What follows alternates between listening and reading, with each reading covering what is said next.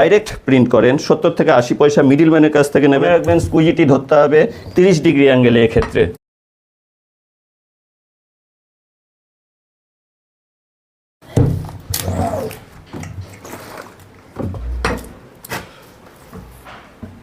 Hello friend, studio print ক্রাফটে আপনাদের আবার স্বাগতম। ভিডিওর প্রথমেই সবাইকে জানাই শুভ নববর্ষের প্রীতি, শুভেচ্ছা, অভিনন্দন। আশা করি নতুন বছর আপনাদের সবার ভালো কাটবে। যাই হোক, যেহেতু নিজের হাতে কাজ করি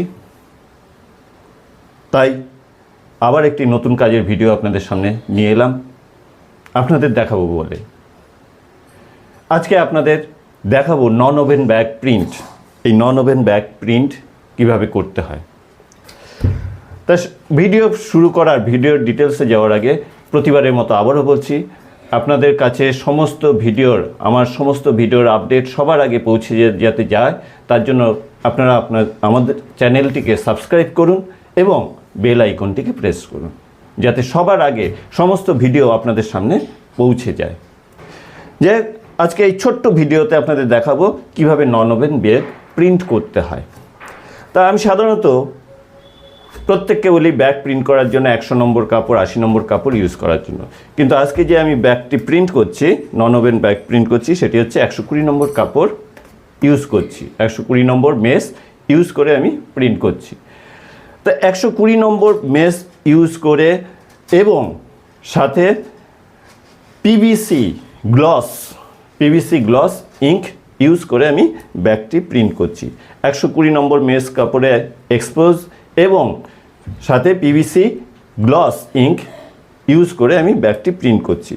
তা আসুন এইভাবে একসাথে অনেকগুলো 15-20টি ব্যাগ একসাথে নিয়ে আমি পিনে বসিয়ে পরপর প্রিন্ট করছি। আপনারা দেখুন পরপর কিভাবে প্রিন্ট হচ্ছে।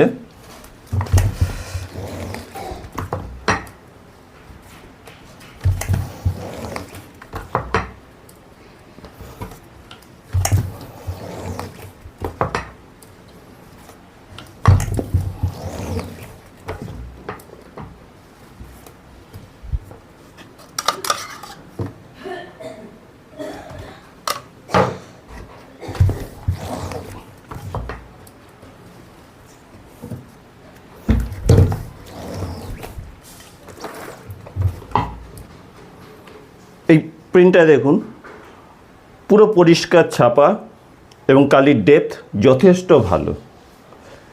আমরা সাধারণত 120 নম্বর কাপড়ে বা মেসে প্রিন্ট করি না, কিন্তু তা সত্ত্বেও আজকে আপনাদের সামনে এই 120 নম্বর কাপড়ে ছাপা নন ওভেন ব্যাগ প্রিন্ট কীভাবে করতে হয় সেটা আপনাদের বলবো।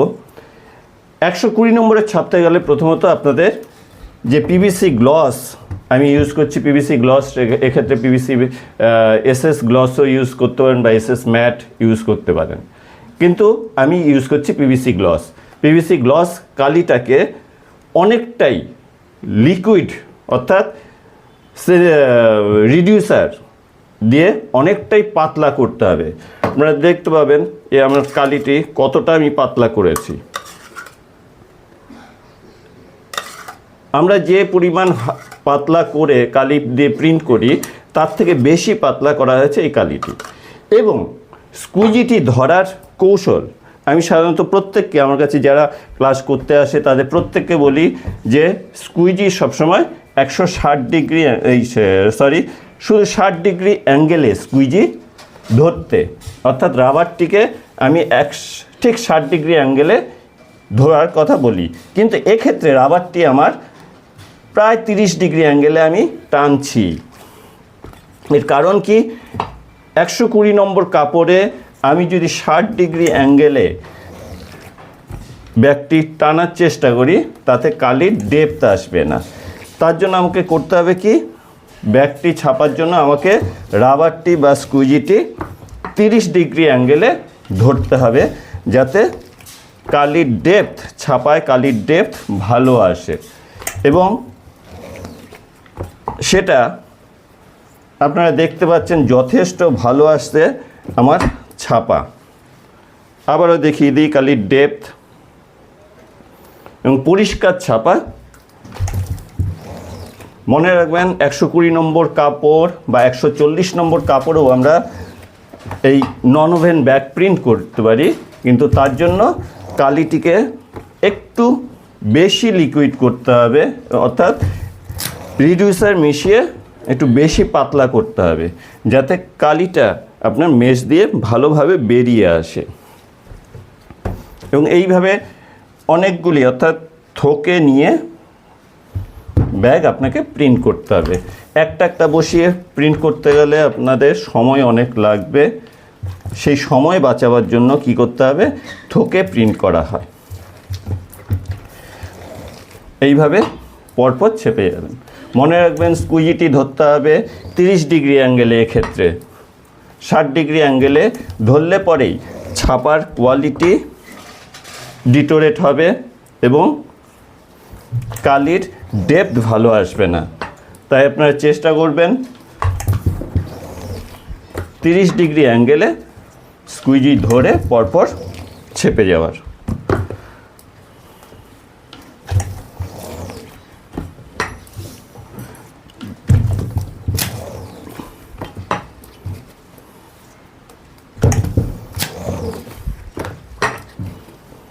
আর এটি ছাপার খরচ, আপনারা যদি কোনো মিডলম্যানের হয়ে কাজ করেন তো মিডলম্যানের কাছ থেকে আপনারা এটি নেবেন 70 পয়সা ইমপ্রেশন। আর যদি ডাইরেক্ট প্রিন্ট করেন 70 থেকে 80 পয়সা মিডলম্যানের কাছ থেকে নেবেন। আর যদি ডাইরেক্ট আপনার অর্ডার থাকে সেক্ষেত্রে 1 টাকা করে ইমপ্রেশন ধরে আপনারা কাস্টমারকে এই ব্যাগের রেটটা দেবেন।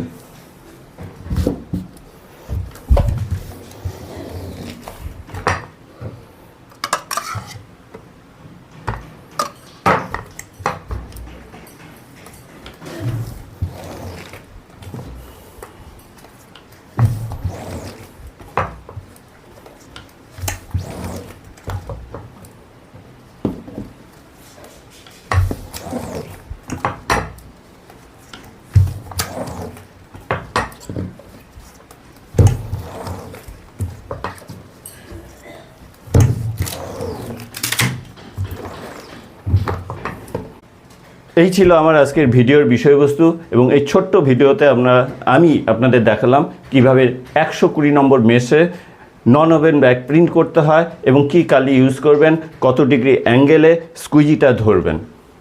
আশা করি আপনাদের কাজের জন্য আমার এই ভিডিওটি সুবিধাজনক হবে এবং আপনারা সেই অনুযায়ী কাজ করে সফল হবেন। আজ এইটুকু।